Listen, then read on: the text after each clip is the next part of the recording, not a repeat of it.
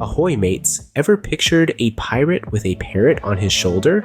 Well, you're not alone, but here's a surprise. That's one of the many misconceptions about pirates. The association of pirates with parrots can be traced back to Robert Louis Stevenson's Treasure Island, a novel that left an indelible mark on our perception of these sea marauders. Long John Silver, the novel's iconic pirate, had a talking parrot named Captain Flint, and this imagery has stuck with us. However, while it's true that pirates did keep pets for companionship on their long and often lonely voyages, there's no solid historical evidence to support the specific parrot-pirate pairing. It's likely that this image is more a product of fiction than fact. So, the next time you think of a pirate, you might want to leave the parrot out of the picture. Ever heard of Talk Like a Pirate Day? Well, it seems we've been talking like fictional pirates all along.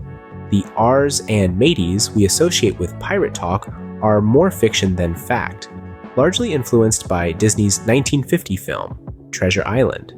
The movie depicted pirates with a distinct West Country English accent, which has since stuck in popular culture.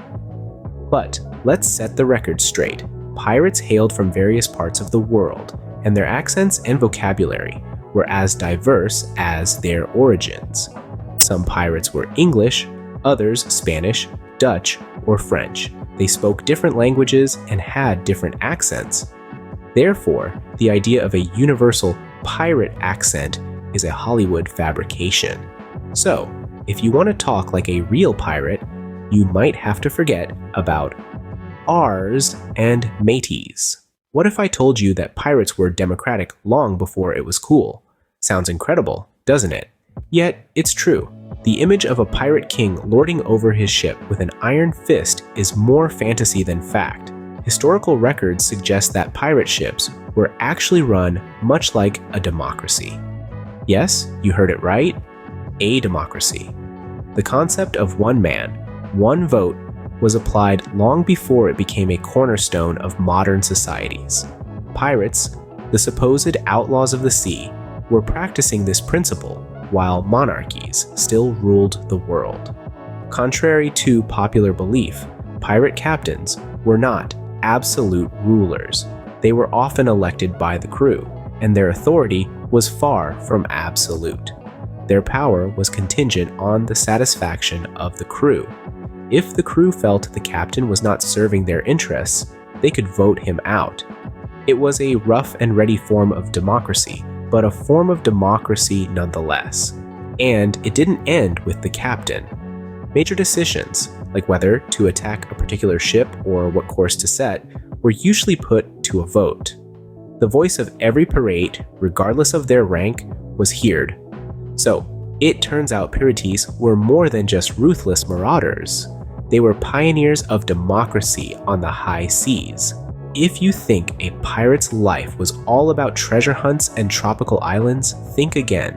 Our romanticized image of pirates often overlooks the harsh reality of their lives. Historical records paint a much grimmer picture. The life of a pirate was far from glamorous, filled with harsh living conditions, frequent battles, and rampant diseases. Imagine sailing for months on end in cramped quarters, with little fresh food or clean water. Scurvy, a disease caused by vitamin C deficiency, was a common ailment among pirates. It led to swollen gums, severe pain, and even death. In addition, the constant threat of battles left many pirates injured or maimed, with primitive medicine offering little relief. The pirate's life was also characterized by violence and danger. Pirates were outlaws, constantly on the run from naval forces and bounty hunters. Battles were a regular occurrence, and death was a constant companion. Even successful raids could result in heavy casualties.